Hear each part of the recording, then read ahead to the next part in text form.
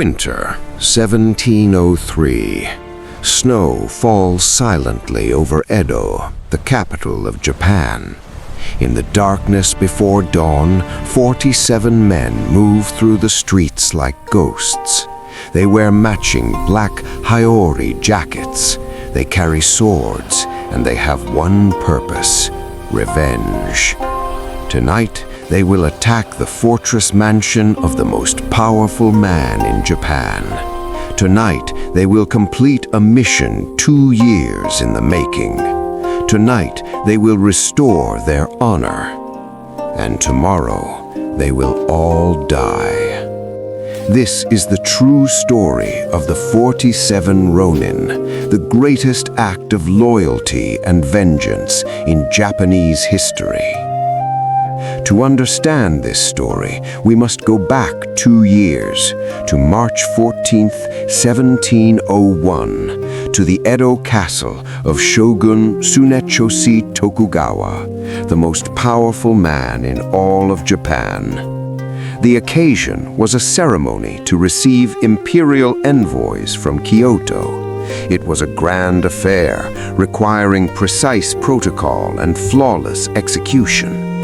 The shogun had appointed Kira Yoshinaka, a high-ranking master of ceremonies, to instruct the visiting daimyo, feudal lords, on proper court etiquette. One of these lords was Asano Naganori, a young daimyo from the Ako domain. Lord Asano was 35 years old, educated, cultured, and respected. He had come to Edo to fulfill his duties to the shogun. But Kira Yoshinaka was not a patient teacher. Historical accounts suggest that Kira was corrupt, a man who expected bribes from the lords he instructed. Those who paid received helpful guidance and favor. Those who didn't, well, they suffered humiliation. Lord Asano either refused to bribe Kira or his gift was deemed insufficient. Whatever the reason, Kira began to torment him.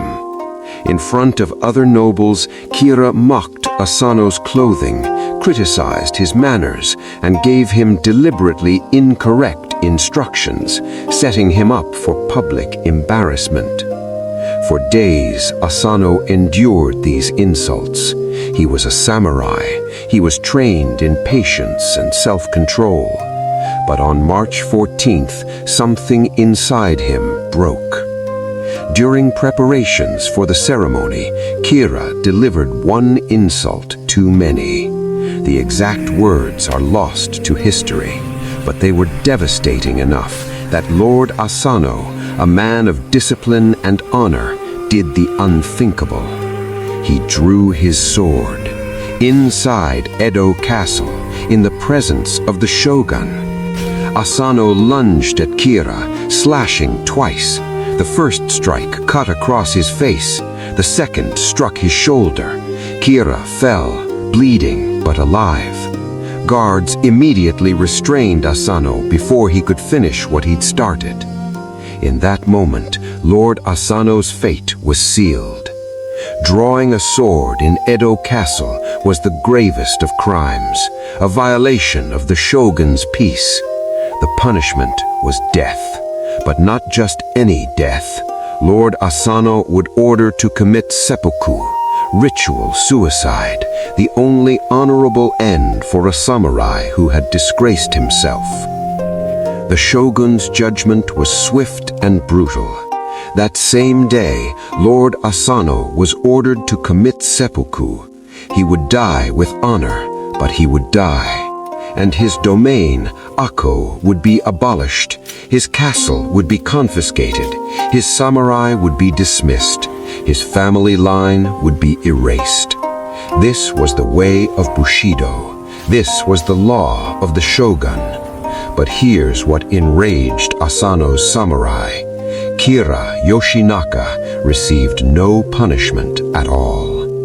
According to the law, both parties in a dispute should be punished equally. But Kira was well-connected, wealthy, and skilled at political maneuvering. He claimed he was merely the victim, and the shogun accepted this version of events. So while Asano was forced to die, Kira walked free, wounded but alive, his honor intact, his position secure. This injustice would not stand. On the evening of March 14th, 1701, Lord Asano Naganori composed his death poem. More than the cherry blossoms, inviting a wind to blow them away, I am wondering what to do with the remaining springtime. Then he committed seppuku. He was 35 years old. His 300 samurai were now ronin, masterless warriors with no lord, no purpose, and no future. According to Bushido, they should have followed their master in death immediately. Many expected them to do exactly that. But one man had a different idea. His name was Oishi Yoshio. He was 45 years old, chief retainer of the Ako clan, and the highest-ranking samurai under Lord Asano. When his lord died, Oishi became the leader of 300 unemployed warriors whose world had just collapsed. The other daimyo expected Oishi to lead his men in an immediate revenge attack on Kira.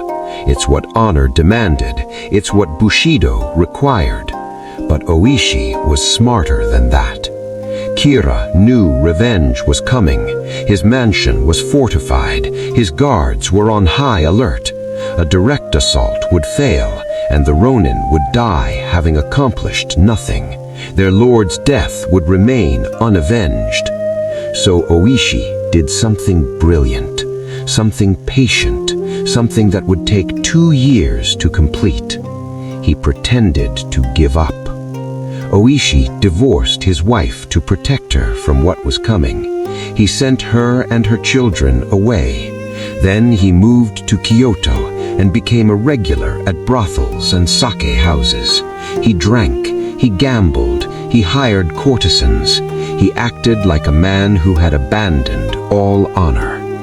Kira's spies watched him constantly, reporting back that the former chief retainer of Ako had become a pathetic drunk.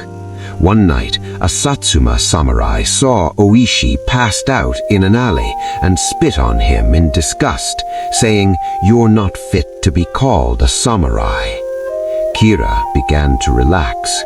If even Oishi, the greatest of Asano's samurai, had given up, then surely the threat had passed. That's exactly what Oishi wanted him to think. In secret, Oishi was recruiting. Of the original 300 Ako samurai, only the most loyal and dedicated would be invited to join the vendetta. Eventually, 47 men, ranging from the age of 16 to 77, pledged themselves to the mission. They signed a blood oath. They would attack Kira's mansion, they would kill him, and they would accept death as the consequence. For 2 years they waited. They gathered intelligence. They studied Kira's routines. They planned every detail.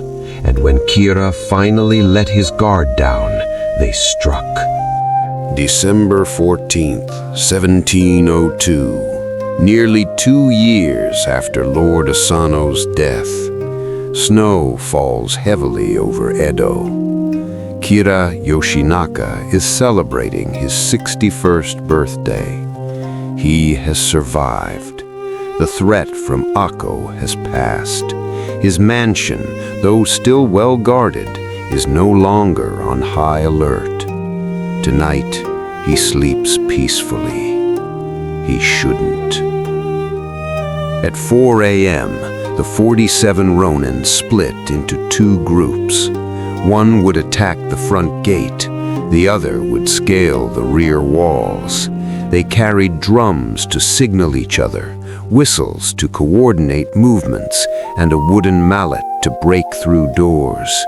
They also carried a written statement explaining their actions, knowing that what they were about to do was illegal, but believing it was right. The raid began.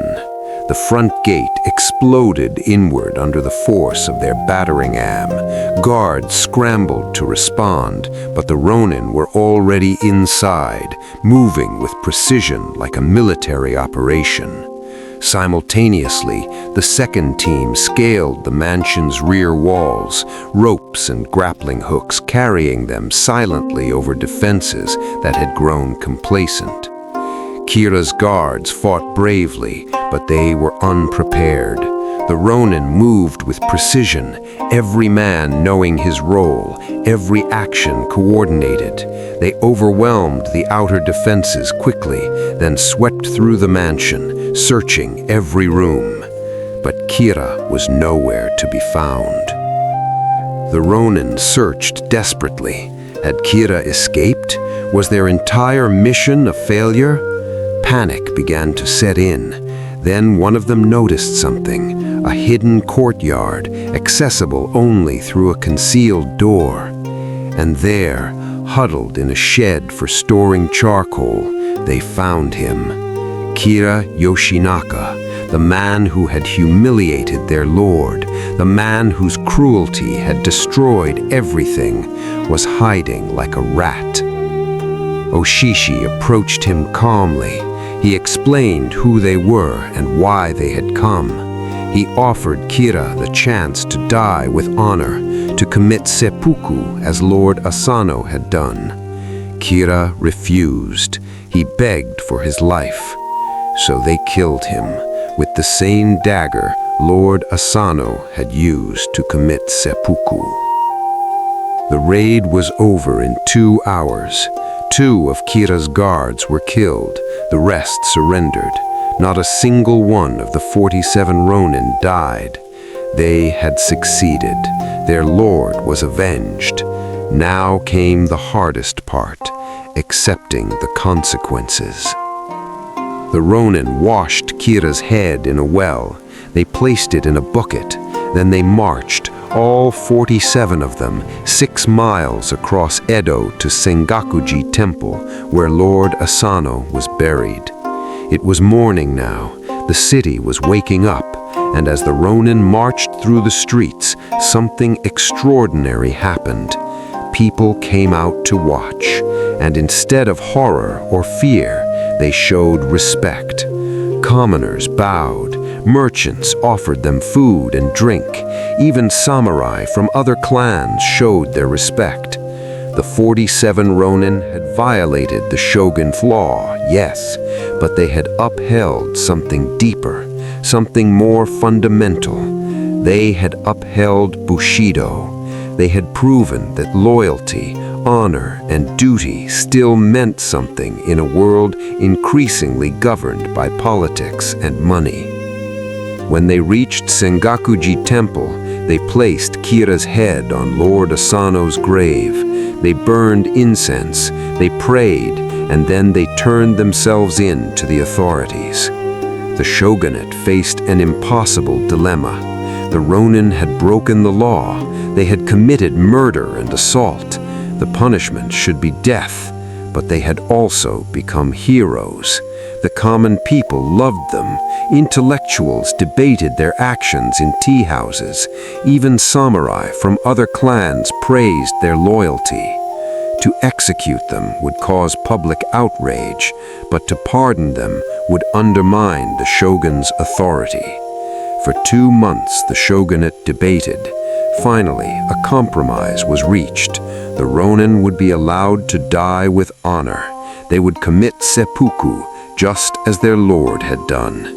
It was still a death sentence, but it was a samurai's death. On February 4th, 1703, all 47 Ronin committed seppuku. The youngest was 16, the oldest was 77. They died without complaint, without regret, believing they had done the right thing. They were buried beside their lord at Sengakuji Temple. Their graves are still there today, visited by millions. Incense still burns, people still leave offerings, because the story of the 47 Ronin became more than history. It became legend. It became the ultimate expression of Bushido, the ultimate story of loyalty, and a reminder that sometimes doing what's right means accepting the consequences. The 47 Ronin could have lived. They could have hidden, changed their names, disappeared into the countryside. No one would have blamed them. But that wasn't the point. The point was never survival. It was honor. It was proving that some things, loyalty, duty, justice, matter more than life itself. Their story has been told for over 300 years in plays, films, novels, and now here, because it asks a question that every generation must answer. What are you willing to die for? For the 47 Ronin, the answer was simple: their lord, their honor, their code. And in dying, they became immortal. This is Feudal Comics, bringing history to life.